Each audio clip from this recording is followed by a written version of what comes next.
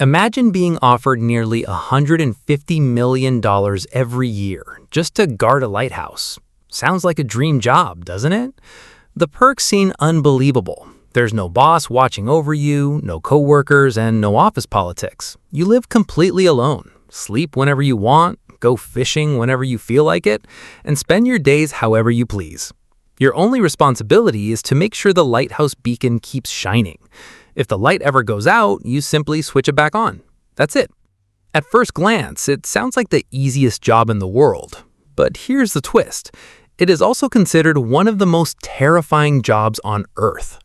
These lighthouses stand in the middle of the open ocean, completely isolated from civilization. Once you're stationed there, communication with the outside world becomes extremely limited.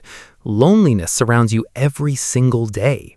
Even more frightening, these towers are constantly battered by massive storms.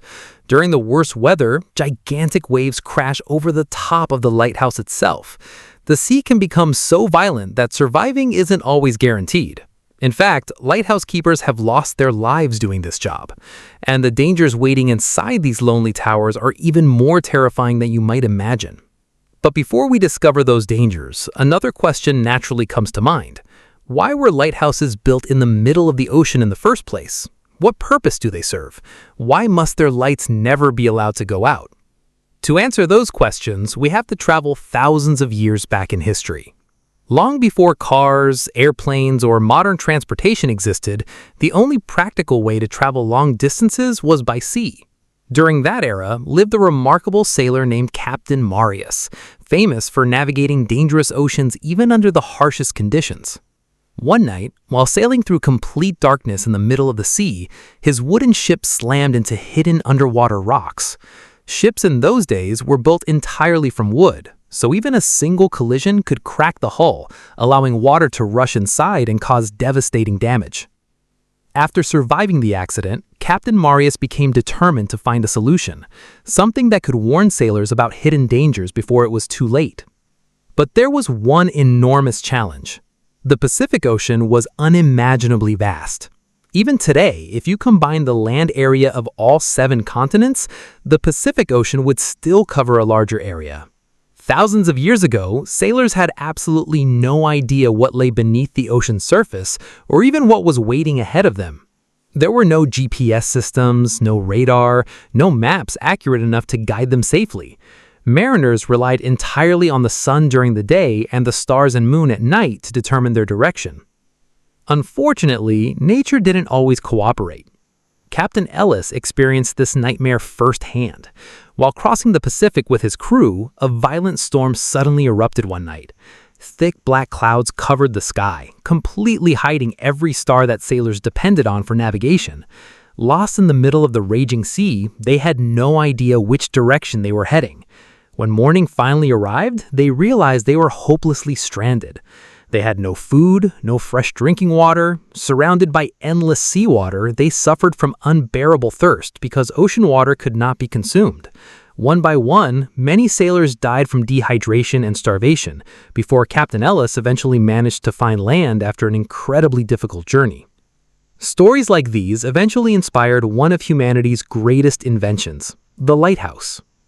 On the Mediterranean coast stood the ancient city of Alexandria in Egypt. At that time, the kingdom was ruled by Ptolemy II Philadelphus. Despite being a thriving center of trade, Alexandria faced one major problem. The only entrance for ships into the city's harbor was surrounded by massive underwater rocks. Merchant vessels arriving from distant lands frequently struck these hidden obstacles, causing ships to sink or suffer severe damage. As accidents became more common, fewer trading ships visited Alexandria, and the economy began to decline. Determined to save his kingdom, Ptolemy sought the help of the renowned architect Sostratus of Cnidus. Together, they developed an extraordinary idea. They would build a massive tower rising above the sea. At its summit would burn a powerful light visible from miles away, guiding ships safely toward the harbor while warning them about the dangerous rocks hidden beneath the water. Construction soon began. Neither of them realized that they were creating what would eventually become one of the most famous structures in human history, the legendary Lighthouse of Alexandria. The tower stood approximately 384 feet tall and was constructed almost entirely from brilliant white marble. At its summit, an enormous fire burned continuously, requiring a constant supply of wood and oil to keep the flame alive. Because of its incredible height, engineering, and architectural brilliance, the Lighthouse of Alexandria was eventually recognized as one of the 7 wonders of the ancient world. Its greatness wasn't defined by height alone. Sostratus also designed an innovative system of mirrors and lenses that reflected and concentrated the fire's light, allowing it to reach ships sailing far out at sea. For sailors, the lighthouse became a symbol of hope. They no longer had to fear losing their way while approaching Alexandria or crashing into unseen rocks. As news of this remarkable invention spread across the world, more civilizations began constructing their own lighthouses. Initially, lighthouses were mainly built to guide ships safely into harbors, but as maritime trade expanded, they also began appearing near dangerous coastlines, rocky reefs, and shallow waters where ships were especially vulnerable to running aground. In the early days, every lighthouse relied on an open fire. While effective, maintaining such fires required enormous amounts of wood, coal, or oil. Later, candles and oil lamps replaced open fires, but their light simply wasn't powerful enough to reach distant ships. Everything changed with the invention of electricity.